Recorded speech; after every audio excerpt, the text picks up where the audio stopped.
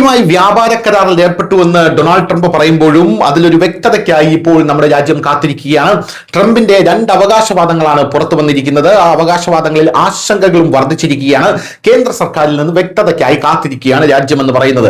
ഇപ്പോഴിതാ മാസങ്ങൾ നീണ്ട ചർച്ചകൾക്ക് ശേഷം ഇന്ത്യയും അമേരിക്കയും തമ്മിൽ ഒടുവിൽ ഒരു വ്യാപാര കരാറിൽ എത്തിയെന്നും ഇന്ത്യൻ പ്രധാനമന്ത്രി നരേന്ദ്രമോദിയും US പ്രസിഡന്റ് ഡൊണാൾഡ് ട്രംപും ടെലിഫോണിൽ സംസാരിച്ചുവെന്നും അതിനുശേഷം ഇരു നേതാക്കളും സോഷ്യൽ മീഡിയയിൽ വ്യാപാര കരാർ പ്രഖ്യാപിച്ചുവെന്നും വലിയ വാർത്തകൾ പുറത്തു വന്നിരുന്നു. എന്നിരുന്നാലും ഈ പ്രഖ്യാപനത്തിന് ശേഷം ഡൊണാൾഡ് ട്രംപ് വേറെ രണ്ട് പ്രഖ്യാപനങ്ങളും കൂടെ നടത്തിയിരുന്നു. അതായത് അമേരിക്കയുടെ കാർഷികോൽപ്പന്നങ്ങൾ ഇന്ത്യൻ വിപണിയിൽ വിൽക്കും എന്നാണ് ഡൊണാൾഡ് ട്രംപ് പറഞ്ഞത്. പോരാതെ തന്നെ റഷ്യയിൽ നിന്നും ഇന്ത്യ എണ്ണ ഇറക്കുമതി കുറയ്ക്കും. പക്ഷേ ഇത് രണ്ടും നടക്കാത്ത കാര്യങ്ങളാണ് എന്നുള്ളത് ഇന്ത്യയെ സംബന്ധിച്ചിടത്തോളം നമുക്ക് എല്ലാവർക്കും അറിയാം.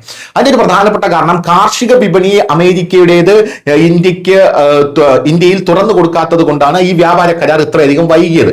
അത് എന്ത് ചെയ്താലും തുറന്നു കൊടുക്കില്ല എന്ന നിലയിലാണ് കേന്ദ്ര സർക്കാർ ഉള്ളത്. കാരണം അത് തുറന്നു കൊടുത്തു കഴിഞ്ഞാൽ നമ്മുടെ രാജ്യത്തെ സമ്പദ് വ്യവസ്ഥയെ അത് ബാധിക്കും, കർഷകരെ ബാധിക്കും, വലിയ രീതിയിലുള്ള പ്രശ്നങ്ങൾ രാജ്യത്തുണ്ടാകും. അപ്പോൾ അതുകൊണ്ട് അത് തുറന്നു കൊടുക്കാൻ സാധിക്കില്ല എന്ന് നരേന്ദ്രമോദി പറഞ്ഞതിന് ശേഷമാണ് 50% താരിഫൊക്കെ ഇന്ത്യയുടെ മേൽ വരുന്നത്. ഇപ്പോൾ അത് ഡൊണാൾഡ് ട്രംപ് 18% കുറച്ചിട്ടുണ്ട്. എന്തായാലും ഇന്ത്യക്ക് മേലുള്ള തീരുവ അമേരിക്ക 18% കുറച്ചു. റഷ്യയിൽ നിന്ന് എണ്ണ വാങ്ങുന്നത് ഇന്ത്യ ഇനി നിർത്തുമെന്ന് US പ്രസിഡന്റ് ഡൊണാൾഡ് ട്രംപ് അവകാശപ്പെട്ടു. ഇതും ഡൊണാൾഡ് ട്രംപ് ഇടയ്ക്കിടയ്ക്ക് അവകാശപ്പെടുന്ന ഒരു കാര്യമാണ്. പക്ഷേ യാതൊന്നും തന്നെ നടക്കാൻ പോകുന്നില്ല.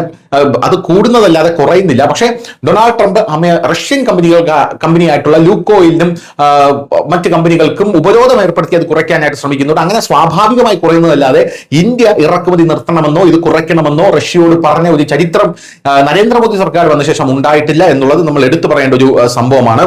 എന്തായാലും $500 ബില്യൺ US ഉൽപ്പന്നങ്ങൾ ഇന്ത്യയിൽ വിൽക്കുമെന്നാണ് ഡൊണാൾഡ് ട്രംപ് ഇപ്പോൾ നിലവിൽ അവകാശപ്പെട്ടുകൊണ്ടിരിക്കുന്നത്. ഈ ഉൽപ്പന്നങ്ങളിൽ കാർഷിക ഉൽപ്പന്നങ്ങൾ ഉണ്ടെന്ന് പറയുമ്പോൾ ഇതിൽ കൂടുതൽ വ്യക്തത ഇനി വരേണ്ടതായിട്ടുമുണ്ട്. ന്യൂസ് ഡെസ്ക് ന്യൂസിന്റെ മലയാളം.